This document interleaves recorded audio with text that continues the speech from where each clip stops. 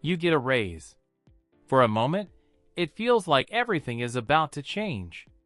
More money, more freedom, less stress. But a few months later, your bank account looks almost exactly the same. The extra money disappeared. Where did it go? Most people think they are struggling because they do not earn enough. But the real reason is far simpler. The biggest obstacle to wealth is often not income. It is what happens after income arrives. By the end of this video, you will see why some people build wealth on ordinary salaries, while others stay stuck despite earning more every year. Imagine two people. Both receive the same raise. The first person increases spending almost immediately. A nicer phone, more takeout, a more expensive car payment, a slightly bigger lifestyle in every direction. Nothing feels extreme. Each decision seems reasonable on its own. But together they create something powerful. A higher financial baseline. Economists call part of this phenomenon lifestyle inflation. As income rises, spending rises with it. The result is that financial progress becomes invisible. You run faster, but the finish line keeps moving. Have you ever noticed how expenses that once felt luxurious eventually start feeling normal? That is not an accident. Human beings adapt remarkably quickly to improvements. Psychologists often describe this as hedonic adaptation. The things that once excited you become your new standard. Then you need something bigger to feel the same satisfaction again. Meanwhile, wealth never gets the chance to accumulate. The truth is that wealth is not primarily built by income. It is built by the gap between income and spending. That gap has a name: savings rate.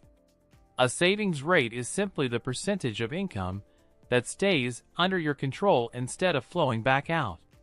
This is why two people earning very different salaries can experience very different financial futures. Someone earning a moderate income while consistently saving and investing may eventually become financially independent. Someone earning far more, but spending nearly everything may never reach that point. Investor Benjamin Graham often emphasized the importance of discipline over prediction. The same principle applies here. Building wealth is usually less about finding a magical opportunity and more about creating a system that captures part of every dollar that enters your life. Money only becomes wealth when it remains yours long enough to grow. The first principle is simple. Pay yourself first. Most people save whatever remains after spending. The problem is that almost nothing remains. A different approach flips the order. Before money reaches everyday spending, a portion automatically moves into savings or investments. This removes the need for constant willpower. Instead of making hundreds of good decisions every month, you create one good system.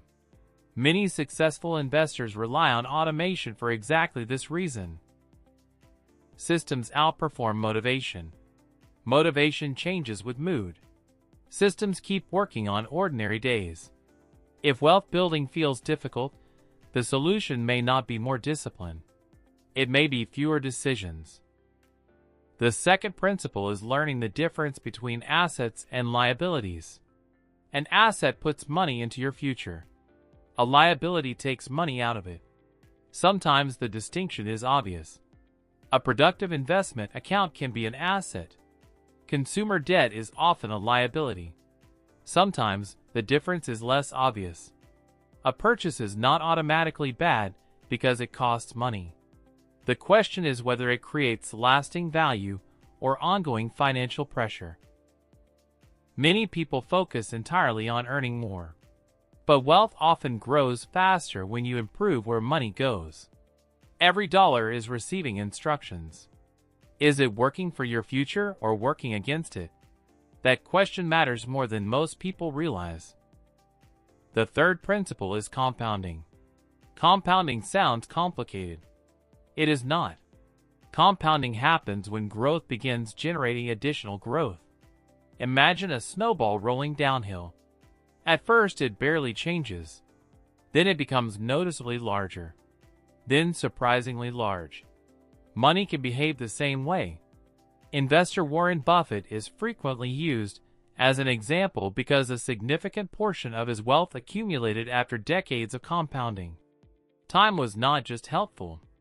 Time was essential. This is why small financial improvements matter. A modest amount invested consistently for years can outperform larger contributions started much later. The earlier money begins working, the less effort it must exert later. Compounding rewards patience in a way few other forces can. Here is the surprising part. Many people believe becoming wealthy requires dramatic changes. A huge salary. A perfect investment. A lucky break. In reality, wealth is often the result of boring consistency. Repeated actions. Repeated systems. Repeated habits. The financial world celebrates big wins because they are exciting. But long-term wealth usually grows through repetition rather than excitement. The person who quietly invests every month may outperform the person constantly chasing the next opportunity. Success often looks ordinary while it is happening. Only later does it appear extraordinary. So are you poor because you do not make enough money? Sometimes income truly is part of the challenge.